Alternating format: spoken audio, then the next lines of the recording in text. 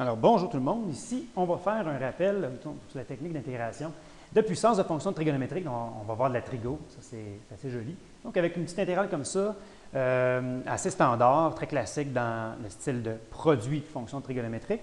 Mais avant de passer à cette intégrale, je crois que ça vaudrait la peine de faire un petit rappel sur, quelques petits rappels. Donc, sur cette page-là, qui est ma page de rappel, donc de quelques identités trigonométriques qui vont vous être utiles pour faire le travail, ainsi que de deux dérivées ultra importantes qui vont nous guider dans notre intégrale. Alors, vous reconnaissez les trois premières identités. La première, la vitale, sinus carré plus cos carré égale 1.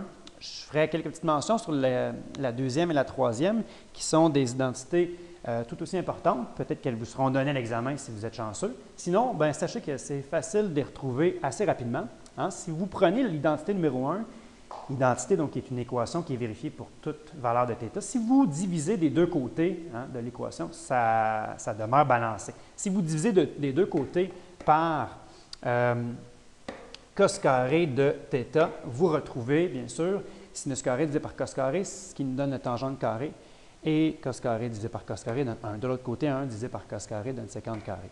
Vous retrouverez du même coup si vous divisé par sinus carré, à la place, vous retrouvez la troisième identité. Donc ça, c'est génial. Façon rapide d'y retrouver si elle vous manque. Vous êtes sur une île déserte et qu'il vous manque des identités, vous pourrez les retrouver facilement. Toujours est-il que vous devez vous souvenir de la première identité, assez par cœur, mais celle-là, vous la connaissez depuis que vous êtes tout jeune. Il n'y aura pas de problème. La quatrième identité, dérivée de tangente égale sécante carré, parce que, m'a-t-on dit, ma tante tangente a eu deux jumelles sécantes. Ça va faire plaisir à Mme Picard. Et la dérivée de sécante tangente, si je fais un petit peu d'abus de langage, ça devrait vous être utile pour faire l'intégrale suivante. Donc, comment traite-t-on ce genre d'intégrale? Vous allez remarquer qu'on va travailler beaucoup autour du fait que cet exposant-là, c'est un exposant impair. Donc, c'est assez utile de reconnaître ça en partant. Écrit impair, là, essayez. Donc, l'intégrale sécante 7 tangente 5, tangente puissance 5, ça va être facile d'en ressortir un. Il va rester tangente 4. Donc, procédons. Si je sors un tangente U, je laisse le DU autour, vous savez que ce n'est pas pertinent de sortir juste tangente toute seule. En tangente, lui, a tendance à bien s'agencer avec un sécante aussi. Parce que, du coup, quand vous sortez sécante U, tangente U, DU, on flaire ici éventuellement que ce que je viens d'entourer va jouer le rôle d'un dV, d'à peu près le dV dans un changement de variable éventuel. Donc, ceci, je vous dirais que c'est important, ça va être figé. Je vous dis, on ne le touche pas jusqu'à la fin. Ça va se retrouver éventuellement dans un changement de variable parce qu'on sait que le changement de variable est inhérent à ce genre d'intégrale. Donc, ce qui reste à l'intérieur de l'intégrale, c'est un sécante puissance 6 et un tangente puissance 4 de U. Donc, je n'ai pas pris X ici. On se donne un petit peu de trouble, mais il va falloir traîner la variable U jusqu'au bout. Évidemment, quand on va faire le changement de variable, on ne prendra pas la même lettre. Donc, c'est toujours la même intégrale que je traîne. Donc, elles sont égales, ces intégrales-là ici. Qu'est-ce qu'il faut faire?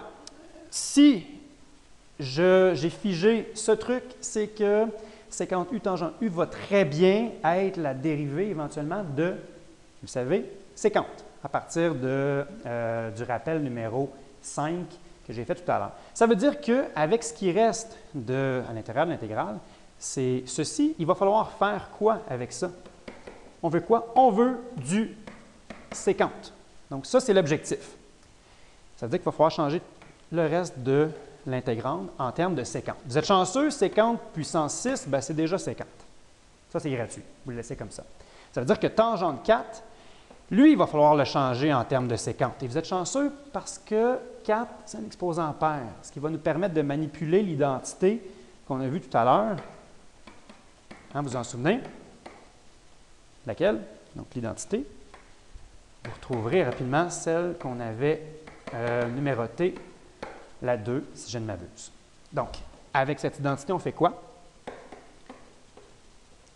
Sécante puissance 6. Tangente carré, c'est donc, en manipulant un petit peu, sécante carré moins 1. C'est au carré. Et on retrouve sécante U, tangente U, du. Je vous rappelle que depuis tantôt, on s'est dit qu'on allait figer cet élément-là. Je ne vais pas le distribuer dans les parenthèses ou quoi que ce soit, ça reste isolé comme ça jusqu'à la fin. On arrive proche du but. Bon, là, vous pourriez faire un changement de variable tout de suite, ce qui permettrait de faire du ménage du coût. Donc, qu'est-ce que ça veut dire un changement de variable? Hein? Trouver deux éléments qui vont bien ensemble, un élément et sa presque dérivée. Dans ce cas-ci, on est chanceux, c'est la dérivée de sécante de U qui donne sécante de U, tangente U du. Alors, on va procéder au changement de variable tout de suite. Ce qu'on remarque, c'est que ça et ça, ce sont les amoureux. Sécante U et lui qui était célibataire depuis tantôt, sécante U tangente U du qu'on avait isolé, vont très bien ensemble. Alors, on va prendre un changement de variable qui va impliquer une nouvelle variable. C'est ça qu'on dit, hein? Changer la variable. Donc, on change la lettre. Alors, sécante U, notre V. dV donne quoi? Tel quel, sécante U, tangente U, du. Alors, directement l'élément isolé. Ce qui signifie que ce qu'on retrouve en changeant la variable, c'est un V puissance 6, un V au carré, hein, parce que ça, c'est V, donc V au carré, moins 1, toujours au carré, on ne perd pas d'élément, et le truc entouré en bleu correspond tel quel au dV. Alors, vous retrouvez ici une intégrale pas mal plus gentille que celle de départ. Hein. Il n'y a plus de trigo là-dedans, donc ça vous permet de reprendre votre souffle un petit peu. On panique un peu moins. Alors, ce qui reste à faire, c'est de distribuer ici, c'est des éléments gentils. L'algèbre devrait faire la job. Alors, on va commencer par aller travailler à l'intérieur de la parenthèse. Le binôme au carré nous donne V4 moins 2 V2 plus 1. Qu'est-ce qu'on fait? Une chanceuse parenthèse fois un monôme à l'extérieur. On va pouvoir appliquer la distributivité. On va se retrouver avec des polynômes, des monômes à intégrer. On a V10 moins 2 V8 plus 1 V6 dV. Bon, pour signifier que le dV est toujours multiplié par le reste de l'intégrale, on va mettre des parenthèses. Je trouve ça cute comme ça. Et donc là, on va se permettre de changer de page. Qu'est-ce qu'on va faire avec ça ici? Bien, vous allez intégrer membre par membre. Vous allez séparer votre intégrale. Vous allez vous retrouver avec l'intégrale. Une belle page ici. L'intégrale de V10 dV. On avait une constante qu'on peut sortir à l'extérieur, 2. Intégrale de V8 dV. Plus l'intégrale de V6 dV. Alors, qu'y a-t-il à faire avec ça? Ce sont des modèles. Le premier modèle, la première formule d'intégration que vous avez vue qui est la plus facile, vous êtes chanceux, ça approche la fin. V11 sur 11 moins 2 V9 sur 9 plus V7 sur 7 et on est sorti des intégrales. On rajoute la constante parce qu'on est content. Ça achève. La seule chose qui reste ici, vous le reconnaissez, on nous a donné l'intégrale en U au départ, or on vient de se retrouver avec la variable V. Donc, ça veut dire qu'il faut revenir à la variable de départ qui nous donnait que V était égal à sécante U. Donc, V à la 11, c'est sécante U puissance 11.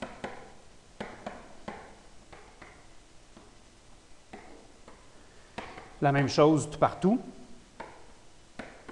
Donc, il est normal que dans l'intégrale de départ, vous vous retrouviez avec la variable, la réponse finale, pardon, vous vous retrouvez avec l'intégrale en U, la variable en U de départ. Alors, ça veut dire que vous venez de mettre votre point C final. C'est fini. Laissez-moi vous faire quelques petits commentaires sur cette intégrale-là. Vous avez remarqué qu'au début, on a sorti le sécant U tangente U. Ça aurait peut-être pu vous passer par l'esprit de sortir sécante carré, parce que c'est l'autre option dans ce type d'intégrale-là. Si vous sortez sécante carré, faites attention, vous remarquez que vous allez tomber avec sécante 5. Or, sécante 5, bien, ça ne se change pas en termes de tangente, hein, l'élément qui doit aller avec sécante carré pour compléter le changement de variable. Donc, c'est toujours un ou l'autre. Il faut jouer stratégiquement ici. La stratégie efficace, ça a été de sortir, bien sûr, sécante U, tangente U. Alors, vous voyez toujours à sortir un ou l'autre, sécante U. Et c'est la même chose avec les puissances de coséquente et cotangente, si ça vous est donné, avec les dérivés qu'on leur connaît à elles. Alors, voici pour un exemple plus traditionnel. Mais qu'est-ce qu'on fait dans ce temps-là? si on est en présence d'un autre cas qui n'est pas très typique comparativement à celui-là. C'est ce qu'on va voir dans le prochain exercice.